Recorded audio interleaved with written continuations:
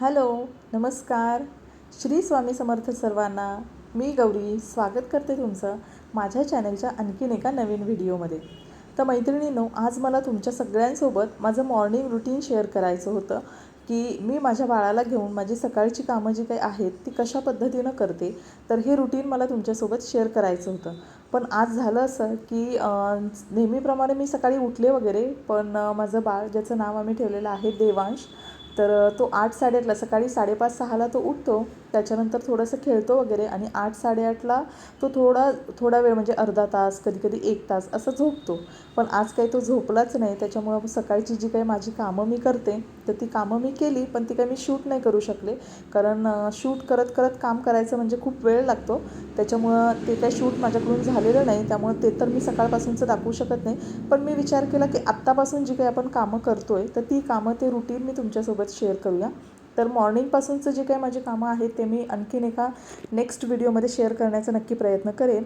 तर आत्तापासूनचं जे काही माझं रुटीन आहे ते मी शेअर करते. कारण आता वाजलेले आहेत 11:30. आता मी त्याला फायनली अंघोळ वगैरे घातलेली आहे आणि हे त्याचं रेग्युलर झोपण्याचं टायमिंग आहे अंघोळीनंतरचं. तर अंघोळ झाल्यानंतर तो झोपलेला आहे. त्याच्यामुळं इथून पुढची जी काही कामं आहेत ती मी तुमच्यासोबत शेअर करते. तर सगळ्यात आधी पहिलं काम म्हणजे घरातला कचरा वगैरे काढणं. तर सगळ्यात आधी सगळ्या रूमचं, म्हणजे किचनचा, हॉलचा आणि बेडरूमचा मी कचरा काढून घेते आणि मग त्याच्यानंतर लादी पुसणार आहे. तर कचरा काढते याच्यासाठी की आपले केस वगैरे गळतात. त्याच्यानंतर छोटा मोठा कचरा असतो जो कानाकोपऱ्यात गेलेला असतो, तिथपर्यंत आपला हात पोचेलच असं नाही. आणि सध्या फरशी मी पुसते मॉपने. तर मॉप प्रत्येक ठिकाणी कोपऱ्यात जाईलच असं नाही, कारण मला सहसा मॉपने फरशी पुसायला पण नाही आवडत, हातानेच फरशी पुसलेली आवडते. पण गेले 9 महिने आणि त्याच्यानंतरचे आता एक 3-4 महिने मी हाताने फरशी नाही पुसत. कारण प्रेग्नन्सी आणि त्याच्यानंतर बाळ लहान आहे, डिलेवरी वगैरे झालेलं आहे, ऑपरेशन झालेलं आहे. त्याच्यामुळं मग मी मॉपच फिरवते. त्याच्यामुळं कानाकोपऱ्यातला कचरा निघण्यासाठी मी झाडू हा बेस्ट पर्याय म्हणून सगळीकडून पहिल्यांदा छानपैकी झाडू मारून घेते आणि त्यानंतर मी मॉप फिरवते. आणि काय होतं, मॉप आपण डायरेक्ट जर असा मॉपने फरशी पुसायला गेलो तर जो कचरा असतो थोडाफार वगैरे, तो पूर्ण घरभर त्या मॉपसोबत सगळ्या फरशीवर जातो.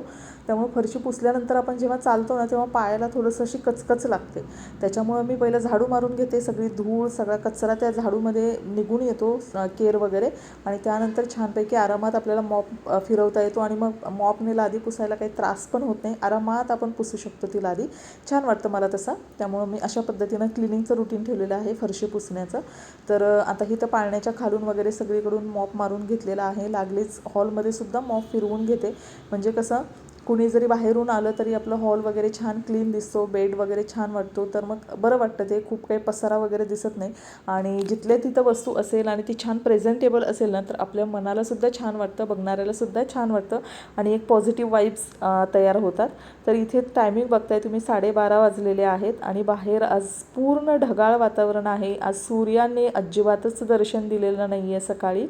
आणि तर असो, आताचे दिवसच आहेत पावसाचे, त्यामुळं आभाळ वगैरे येतच राहणार.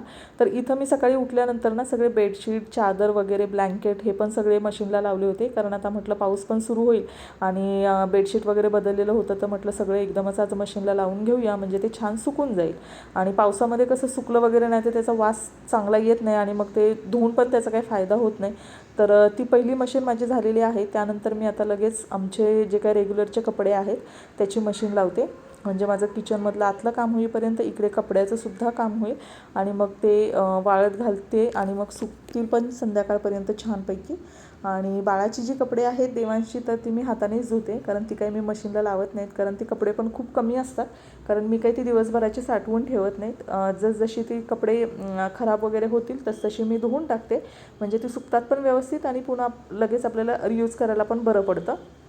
तर इथं सगळ्यात पहिल्यांदा मी आता देवांशी कपडे धुवून घेणार आहे.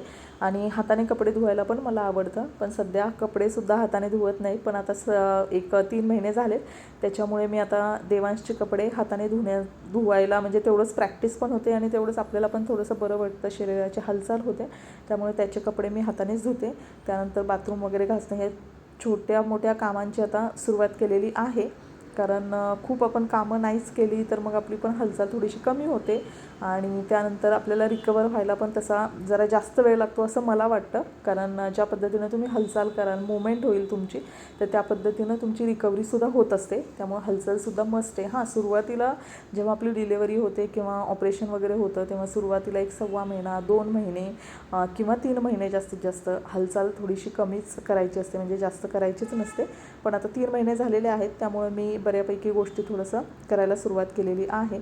तर आता माझं हे सगळं काम झाल्यानंतर मी आता तुमच्यासोबत शेअर करते की माझे मिस्टर गावी गेले होते, आमची यात्रा होती. तर गावावरून जे काही सामान आणलेलं आहे हे मी तुम्हाला दाखवते. तर सगळ्यात पहिल्यांदा त्या 2 मोठ्या गोंड्यांमध्ये ज्वारी होती, त्यानंतर आणलेले लसूण, कांदे, भुईमुगाच्या शेंगा, थोडंसं घरचं बेसन पीठ, घरची घेवड्याची डाळ, घरची मुगाची डाळ आणि सगळ्यात महत्त्वाचं म्हणजे हे चटणी. हे कांदा लसूण मसाल्यासारखीच आहे, पण आमच्याकडे ही अशी चटणी वापरतात कालवणामध्ये, तर तीसुद्धा आणलेली आहेत. आणि हा आंब्याचा बॉक्स जरी दिसत असला तरी त्याच्यामध्ये कुरडया आहेत. त्यानंतर आणलेले आहेत कांदे, त्याच्यानंतर वेगळ्या वेगळ्या प्रकारचे पापड आणलेले आहेत. तर हे जे गावावरून सामान आणले ना, हे सासर माहेर दोन्ही ठिकाणावरून आणलेलं आहे. आणि थोडीफार पिठं पण आहेत जी की गावाला जास्त होतील, शिल्लक राहतील, मग ती थोडीशी मला पण इकडे वापरायला दिलेली आहेत. तर ज्वारीचं पीठ आहे, त्याच्यानंतर गव्हाचं पीठ आहे आणि हे तुम्ही बघताय भेळ आहे 2 पॅकेट, त्याच्यानंतर आहेत खारी, त्याच्यानंतर आहेत हे आंबे. तर आंब्याचं मी पन्हं बनवणार आहे, पण बघू आता कधी, आज किंवा उद्या. त्यानंतर ही पपईसुद्धा गावचीच होती, तर ती सकाळी आम्ही नाश्त्यासाठी नाश्ता केल्यानंतर खाल्ली, तर खूप गोड होती. आता ही एवढी राहिली, ही दुपारी जेवणानंतर वगैरे खाऊ. त्यानंतर ह्या थोड्याफार भाज्या, कढीपत्ता वगैरे, मिरची, त्याच्यानंतर थोडी शेवग्याची शेंग वगैरे ते पण आणलेलं आहे. तर आता हे सगळं झाल्यानंतर मला फायनली आता जेवण बनवायचं आहे. जेवण काय अजून बनवलेलं नाही, कारण सकाळी आमचा नाश्ता वगैरे झालेला आहे.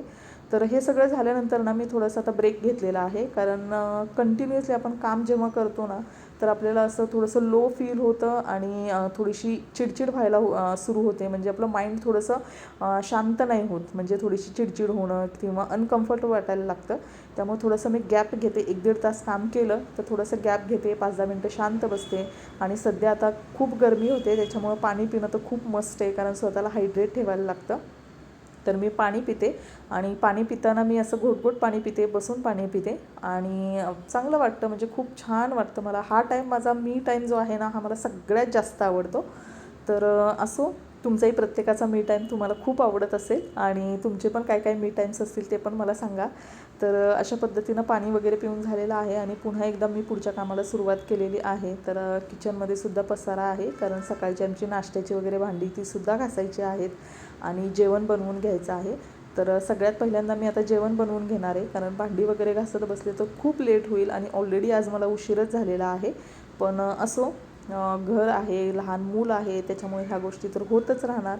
सगळ्याच गोष्टी काही आपण ठरवल्याप्रमाणे त्याच टायमिंगमध्ये त्याच टाईम टेबल्सनुसार होणार नाही आहेत. तर गोष्टी पुढे मागे होतच राहणार. तर थोडंसं ॲडजस्टमेंट आपणच करायची असते की हां ठीक आहे, चलतं आहे, मूल लहान आहे म्हटल्यानंतर या गोष्टी तर बट नॅचरलच आहेत. तर त्या पद्धतीनं पूर्वी माझी चिडचिड व्हायची, अजून माझं इतकं काम राहिलं आहे, अजून माझं हे राहिलं आहे किंवा ते राहिलं आहे असं, कारण ऑफिसची सवय होती, त्यामुळे टाईम टू टाईम सगळ्या गोष्टी करायला आवडत होत्या.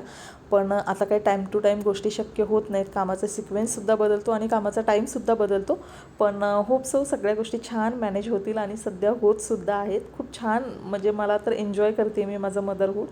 तर अशा पद्धतीनं इथं पहिली मी ज्वारीची भाकरी पण बनवायला घेतलेली आहे. साईड बाय साईड बनवते आहे मी कांद्याच्या पातीची भाजी आणि मटकीची भाजी माझी बनवून झालेली आहे. ती काय मी शूट नाही केलं, कारण शूट करत बसले असतं तर अजून लेट झाला असता. तर इथे मी शूट करते तोपर्यंत भाकरी बनवून झालेली आहे. त्याच्यानंतर आहे हे जेवणामध्ये ताक, ज्वारीची भाकरी बनवते, कांद्याची भाजी ऑलमोस्ट होत आलेली आहे. आता त्याच्यामध्ये शेंगदाण्याचं कूट फक्त घालायचं आहे आणि मटकीची भाजी तर तयार झालेली आहे. त्याच्यानंतर जेवणामध्ये सगळ्यात महत्त्वाचं आहे म्हणजे आंबा. तर हा आंबा रत्नागिरीचा देवगड हापूस आहे. यावर्षी आम्ही आणलेले त्यातला हा शेवटचा आंबा आहे. शेवटचे 2 आंबे आज आम्ही खाणार आहोत. त्यामुळे फायनली आज आमचा आंब्याचा, रत्नागिरी देवगड आंब्याचा सीझन संपणार आहे. तर ही कांद्याची भाजी फायनली तयार झालेली आहे. त्याच्यानंतर मटकीची भाजी, ज्वारीची भाकरी, त्याच्यानंतर हे ताक, आंबा, अशा पद्धतीनं सगळं जेवण आम्ही आता इथे जेवून घेतो आहे आणि जेवायला सुरुवात करतो आहे. तर ह्याच्या पुढचं शूट काही केलेलं नाही, कारण माझ्या मोबाईलची बॅटरीसुद्धा संपली. तर होपसो व्हिडिओ तुम्हाला आवडला असेल तर चॅनलला सबस्क्राईब करा. थँक्यू.